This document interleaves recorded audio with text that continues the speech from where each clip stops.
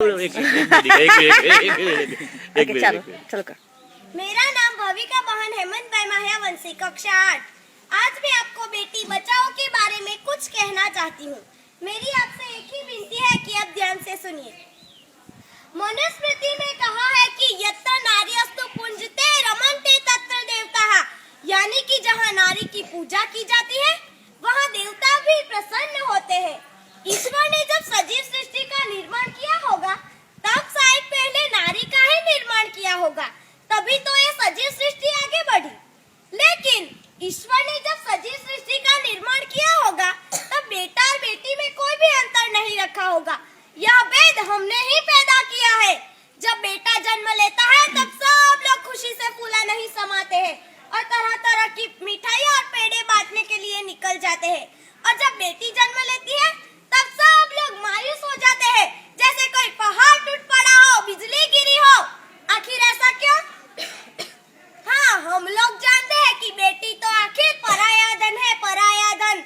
वो बड़ी होकर ससुराल चली जाएगी और अपनी सारी कमाई की मुड़ी ससुराल वालों को दे देगी। और बेटा तो कुल का दीपक है, दीपक। वो हमारा वंश जारी रखेगा। लेकिन हमें ऐसा नहीं मानना चाहिए। हमें बेटा और बेटी को एक समान चाहना चाहिए, जैसे बेटा बेटी एक समान, बेटा बेटी एक समान। हम लोग जानते हैं कि आज नारियों ने विविध क्षेत्र में बहुत बड़ा योगदान दिया है। वैज्ञानिक, औद्योगिक और राजकीय क्षेत्र में देखें तो प्रथम वड़ा प्रधान श्रीमती इंदिरा बहन गांधी, प्रथम राष्ट्रपति श्रीमती प्रतिभा बहन पाटिल, गुजरात की मुख्यमंत्री श्रीमती आनंदी बहन पटेल, मानव संसाधन मंत्री श्रीमती स्मृति बहन ईरानी और दो अवकाश यात्री महिलाएं कल्पना चावला और सुनीता विलियम्स को कौन नहीं जानता।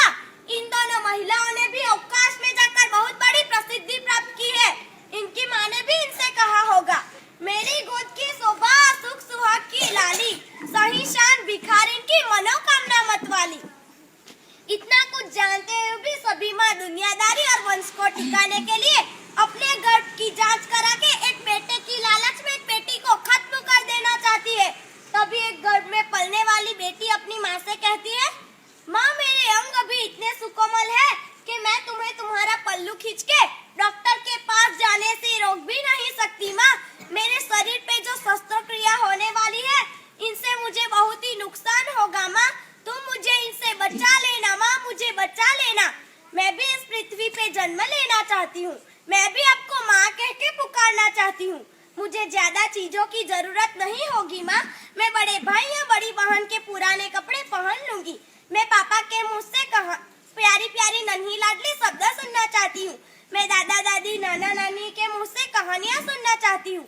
माँ, तुम मुझे जन्म लेने देना। माँ, मुझे मत मारना। माँ, मुझे मत मारना। तुम ही मेरी दुख और वेदना समझ सकती हो। तुम्हारा और मेरा रिश्ता सबसे करीब का है, जैसे एक जिस्म दो जान, एक जिस्म दो जान। तुम ही मेरी दुख और वेदना समझ सकती हो, क्योंकि तुम ममता की मुहूर्त जो ठहरी। मैं तेरे दिल का टुकड़ा हूँ मैं माँ, जान सके तो जान ले मुझको माँ, मेरी माँ, माँ, मेरी माँ। माँ, तुम मुझे जन्म लेने देना, क्योंकि मेरी बहुत सारी तमन्नाएं हैं, जैसे कि मैं बड़ी होकर एक बड़ी इंसान बनूं और अपने पाँव पर चलकर इस दुनिया को देख सकूं और समाज में उजियारा कर सकूं। जो तुमने मुझे जन्म नहीं दिया तो मेरी सारी तमन्नाएं चकनाचूर होकर मिट्टी में मिल जाएगी। मेरे सारे सपने भी टूट जाएंगे। मेरी सारी आशाएं निराशा में बदल जाएगी। माँ, तुम मुझे जन्म लेने देना। और एक बात, अगर हम बेटियों ने ही जन्म नहीं लिया तो आपको दादी, भाभी, नानी, पत्नी, बहन कहने का अवसर कैसे मिलेगा? और एक बात, क्या एक बेटे की लालच में एक बेटी की बलि चढ़ाना ठीक है? अगर यह ठीक है तो यह महापाप तो तुम्हारे और तुम्हारे बेटे के सिर पर ही चढ़ने वाला है ना? नहीं नहीं, हम ऐसा कभी नहीं होने देंगे। हम बेटा और बेटी को एक समान चाहेंगे, जैसे बेटा बेटी एक समान, बेटा बेटी एक समान। हम नारियों को बाग में फूल की तरह खिलने देंगे।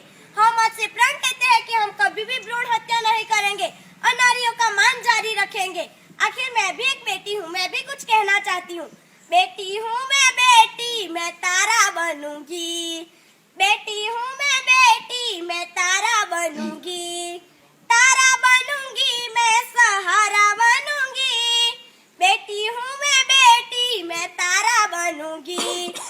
मैंने पहचान